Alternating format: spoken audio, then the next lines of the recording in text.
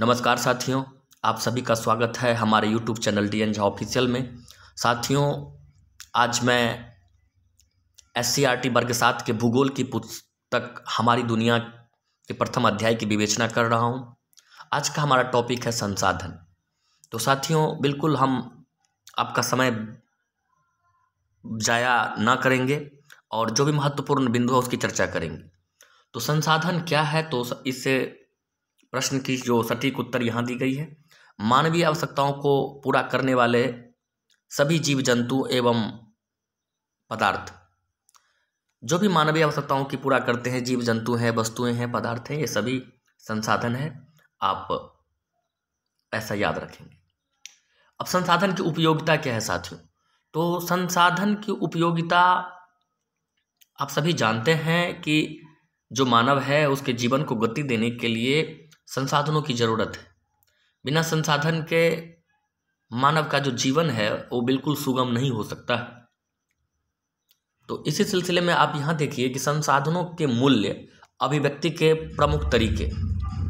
तो आर्थिक मूल्य में देखिए कि लकड़ी से फर्नीचर बनाना, लकड़ी एक संसाधन है और उससे फर्नीचर का निर्माण जो है वो उसका मूल्य आर्थिक मूल्य है संसाधन का।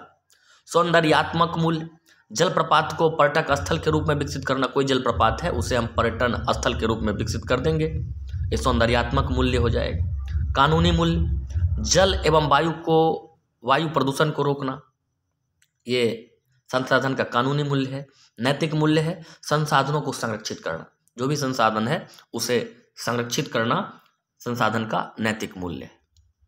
आगे महत्वपूर्ण बिंदु की तरफ बढ़ते हैं साथियों। तो संसाधन के प्रकार, तो संसाधन को मुख्यतः 3 प्रकार में बांटा गया है। मुख्यतः 3 प्रकार के संसाधन होते हैं। एक हो गया प्राकृतिक संसाधन। तो प्राकृतिक संसाधन वे संसाधन जो प्रकृति द्वारा प्रदत्त है, जिसमें सभी जीव जंतुएं, वस्तुएं, पदार्थ सब प्राकृतिक संसाधन है। उदाहरण के रूप में भूमि, मिट्टी, जल, पर्वत, मैदान, नदियां, ये सब प्राकृतिक संसाधन के उदाहरण हैं। और अगर यहाँ देखेंगे तो उसमें प्राकृतिक संसाधन में जैविक संसाधन भी होता है। जैविक संसाधन में सूक्ष्म जीवाणु से लेकर बड़े बड़े जीव जंतु शामिल है। खनिज संसाधन है। खनिज संसाधन में लौह, अयस्क, तांबा, मैग्नीज, अभ्रक, ये सब खनिज संसाधन है। वनस्पति के अंतर्गत भी घास, पेड़, पौधे इत्यादि आते हैं। तो ये सब प्राकृतिक संसाधन के उदाहरण है। आगे बढ़ते हैं साथियों, मानव संसाधन। तो मानव एक ऐसा संसाधन है जो संसाधनों का निर्माण एवं उपयोग दोनों करता है। मानव में संसाधनों के निर्माण एवं उपयोग की यह क्षमता उसके दिमागी एवं शारीरिक क्षमता तथा कौशल से विकसित होती है।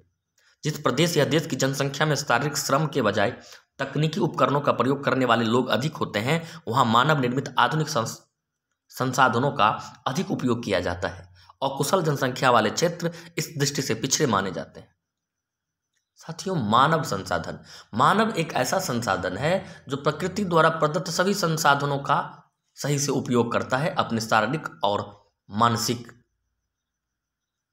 ताकत के बल पर, अपने दिमागी और शारीरिक कौशल के द्वारा, क्षमता के द्वारा, कौशल के द्वारा सभी संसाधनों का उपयोग करता है। इसलिए मानव संसाधन बहुत महत्वपूर्ण है। जिस राष्ट्र या समाज का मानव संसाधन मजबूत है, वहां पर आप देखेंगे कि वो सभी संसाधनों का प्रॉपर उपयोग कर रहा है और वहां वो ज्यादा विकसित अवस्था में है। मानव निर्मित संसाधन, तो मानव अपने श्रम से कई प्रकार की वस्तुओं का निर्माण प्राकृतिक वस्तुओं के स्वरूप एवं गुण में परिवर्तन लाकर करता है, जैसे मकान, कार्यालय, भवन, पंचायत भवन, विद्यालय।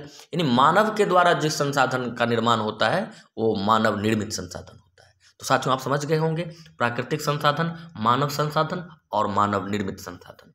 आगे बढ़ते हैं, प्राकृतिक संसाधनों का वर्गीकरण। तो प्राकृतिक संसाधनों को कई वर्गों और उपवर्गों में बांटा गया है। इनके वर्गों में और उपवर्गों में बांटने के कुछ आधार हैं, कुछ बेस हैं, जो इस प्रकार है: विकास एवं उपयोग, उत्पत्ति, उपलब्धता, वितरण, स्वामित्व। इसके आधार पर प्राकृतिक संसाधनों को कई वर्गों और उपवर्गों में बांटा गया है। अब यहाँ संसाधन के प्रकार को बिल्कुल एक फिगर के माध्यम से आपको दिखाया गया है, बहुत संक्षिप्त में। यहाँ देखिए, संसाधन मुख्य रूप से प्राकृतिक संसाधन, मानव संसाधन, मानवकृत संसाधन। प्राकृतिक संसाधन के उदाहरण हो गए भूमि, मिट्टी, जल। मानव संसाधन के उदाहरण मानव है, और मानवकृत या मानव निर्मित संसाधन के उदाहरण मकान, कार्यालय, हवाई अड्डा इत्यादि है। अब प्राकृतिक संसाधन को बांटा गया है विकास एवं उपयोग की दृष्टि से वास्तविक संसाधन और संभाव्य संसाधन में। यानी प्राकृतिक संसाधन को ही बांटा गया है विकास एवं उपयोग की दृष्टि से वास्तविक संसाधन और संभाव्य संसाधन। उत्पत्ति के आधार पर जैव संसाधन, अजैव संसाधन। उपलब्धता के आधार पर नवीकरणीय संसाधन, अनवीकरणीय संसाधन। वितरण के आधार पर सर्वत्र उपलब्ध संसाधन, स्थानिक संसाधन। और स्वामित्व के आधार पर निजी संसाधन, राष्ट्रीय संसाधन, अंतर्राष्ट्रीय संसाधन। ये प्राकृतिक संसाधनों का विभिन्न आधार पर विवरण दिया गया है। उसके जो बंटवारा है किया गया है वो अलग अलग उपयोग की दृष्टि से, उत्पत्ति की दृष्टि से, उपलब्धता की दृष्टि से, वितरण की दृष्टि से और स्वामित्व की दृष्टि से, और सभी को यहाँ दिखाया गया है। तो ये ग्राफ बहुत महत्वपूर्ण है साथियों। अगर इसको आप ठीक से देख लेते हैं तो संसाधन से संबंधित, उसके प्रकार से संबंधित अधिकांश समस्याओं का समाधान यहाँ हो जाएगा। आगे बढ़ते हैं साथियों। अब है विकास एवं उपयोग। विकास एवं उपयोग में देखिए कि अब कोई संसाधन है, प्राकृतिक संसाधनों को वास्तविक एवं संभाव्य संसाधनों में बांटा गया है विकास एवं उपयोग के आधार पर। तो वास्तविक संसाधन क्या हुआ? उन संसाधनों को कहा जाता है जिनकी कुल मात्रा ज्ञात होती है तथा इनका संसाधनों का उपयोग तकनीकी सहायता से वर्तमान समय में उपयोग किया जा रहा होता है। पश्चिम एशिया का पेट्रोलियम, ऑस्ट्रेलिया का सोना, झारखंड का अभ्रक, मध्य प्रदेश का मैग्नीज एवं राजस्थान का तांबा इत्यादि इसके उदाहरण है, अर्थात वास्तविक संसाधन के उदाहरण है। मतलब ऐसे प्राकृतिक संसाधन जिसकी मात्रा ज्ञात होती है, कुल मात्रा, कितनी मात्रा में हमारे पास कोई चीज़ है वो ज्ञात होता है और उसका उपयोग भी हो रहा होता है तकनीक के माध्यम से। ऐसे संसाधन को वास्तविक संसाधन कहते हैं। संभाव्य संसाधन की बात करें साथियों तो उन संसाधनों को कहा जाता है जिनकी कुल मात्रा ज्ञात नहीं होती है। अब कितनी मात्रा है उस संसाधन की, अगर ये ज्ञात नहीं है और इनका वर्तमान में उपयोग भी ठीक से नहीं हो रहा होता है, तो ये सभी संसाधन जिनकी कुल मात्रा ज्ञात नहीं होती, वर्तमान में उपयोग नहीं हो रहा है, लेकिन भविष्य में इनके उपयोग की संभावना है, ऐसे संसाधन संभाव्य संसाधन कहलाते हैं।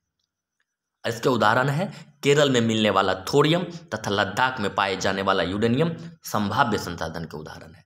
तो प्रश्न यहीं से बनेंगे कि केरल में पाए जाने वाला थोरियम किस संसाधन का उदाहरण है? संभाव्य संसाधन के उदाहरण है। लद्दाख में यूरेनियम किस संसाधन के उदाहरण है? संभाव्य संसाधन के उदाहरण है।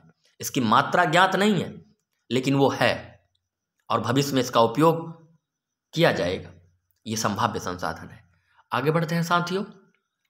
अब यहाँ देख सकते हैं कि जो उत्पत्ति के आधार पर मैंने बताया जैव संसाधन, अजैव संसाधन, वैसे संसाधन जो जीव जंतुओं से प्राप्त होते हैं, जिसमें सभी सजीव शामिल है, पेड़ पौधे, वन, जीव जंतु इत्यादि, ये सभी संसाधन जैव संसाधन है। जबकि अजैव संसाधन जो जिनके प्राप्ति के स्रोत निर्जीव है, जैसे खनिज, चट्टान, मिट्टी, भूमि, खेत, तालाब आदि, अजैव संसाधन है। अब उपलब्धता के आधार पर नवीकरणीय संसाधन, अनवीकरणीय संसाधन, यानी ऐसे संसाधन जिसका निर्माण, जिनकी पुनः पूर्ति प्राकृतिक रूप से होती रहती है, नवीकरणीय संसाधन हो गए, खत्म हुए और फिर इसका निर्माण होता रहता है। जैसे सूरज की किरणें एवं पवन, ऐसे ही नवीकरणीय संसाधन है, क्योंकि ये समाप्त होगा फिर सूरज की किरणें लगातार अनवरत रूप से मिलती रहेगी। पवन की जो पवन के द्वारा, पवन चक्की के द्वारा भी बिजली इत्यादि का उपयोग किया जाता है। ये सब नवीकरणीय संसाधन के उदाहरण है। और अनवीकरणीय संसाधन वैसे संसाधन जिनके भंडार सीमित है तथा एक बार उपयोग में आने के बाद पुनः पूर्ति में हजारों वर्ष लग जाते हैं, ये सब अनवीकरणीय संसाधन है। इसके उदाहरण है लोहा, कोयला, पेट्रोलियम, अभ्रक, ये अनवीकरणीय संसाधन के उदाहरण है। तो साथियों, आप निश्चित रूप से इन चीज़ों को समझ रहे होंगे। अब है उपलब्धता के आधार पर, एक होता है सर्वत्र उपलब्ध जो हर जगह पाया जाता है, और कुछ खास क्षेत्रों में पाए जाने वाला संसाधन होता है वो स्थानिक संसाधन माना जाता है। तो सर्वत्र जो पाया जाता है, सर्वत्र उपलब्ध है वो संसाधन, और जो खास क्षेत्र में पाया जाता है वो स्थानिक संसाधन। तो यहाँ देखेंगे स्थानीय संसाधन जो होता है वो कोडरमा में पाए जाने वाला अभ्रक, जादूगोरा में मिलने वाला यूरेनियम, छोटा नागपुर क्षेत्र में पाया जाने वाला कोयला, ये सब स्थानिक संसाधन के उदाहरण हैं। और जो सर्वत्र पाया जाता है वो सब, जैसे यहाँ आप देख सकते हैं कि स्वामित्व, अब जो कुछ ऐसे भी चीज़ है जो सर्वत्र पाए जाते हैं तो वो सब सर्वत्र संसाधन के रूप में होंगे। आगे बढ़ते हैं साथियों। अब है स्वामित्व के आधार पर कि संसाधन निजी है, किसी व्यक्ति विशेष का है, राष्ट्रीय है या अंतर्राष्ट्रीय है, तो ऐसे संसाधन का भी विभाजन हुआ है स्वामित्व के आधार पर। अब है यहाँ आप देखेंगे, ये महत्वपूर्ण बिंदु है जिसे आपको जानना है कि समुद्र तट से 19.2 किलोमीटर क्षेत्र के अंदर पाए जाने वाले संसाधन को राष्ट्रीय संसाधन कहते हैं। किसी देश के समुद्र क्षेत्र से 19.2 किलोमीटर क्षेत्र के अंदर जितने भी संसाधन है वो उस राष्ट्र की संसाधन है, राष्ट्रीय संसाधन है। 200 किलोमीटर तक के क्षेत्र को राष्ट्रीय संपत्ति मानी जाती है और 200 किलोमीटर तक के क्षेत्र को राष्ट्रीय संपत्ति मानी जाती है। तो आप समझ गए होंगे 19.2 किलोमीटर से 200 किलोमीटर तक का क्षेत्र अपवर्जक आर्थिक क्षेत्र कहलाता है। 200 किलोमीटर से आगे स्थित क्षेत्र खुला महासागरीय क्षेत्र कहलाता है, जिसे अंतर्राष्ट्रीय संसाधन के तहत रखा जाता है। यानी 200 किलोमीटर के आगे वाला क्षेत्र समुद्र में वो खुला महासागरीय क्षेत्र होता है और उसे अंतर्राष्ट्रीय संसाधन के रूप में रखा जाता है।